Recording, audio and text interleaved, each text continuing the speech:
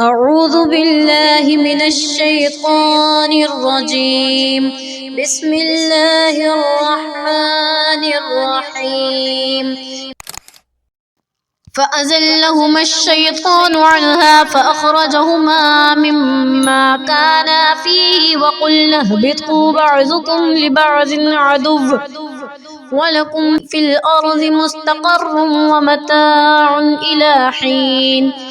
پھر ہوا یہ کہ شیطان نے ان دونوں کو وہاں سے ڈگمگا دیا اور جس میں وہ تھے اس سے نکال کر رہا، اور ہم نے آدم، ان کی بیوی اور ابلیس سے کہا اب تم سب یہاں سے اتر جاؤ، تم ایک دوسرے کے دشمن ہوگے اور تمہارے لیے ایک مدت تک زمین میں ٹھہرنا اور کسی قدر فائدہ اٹھانا طے کر دیا گیا ہے۔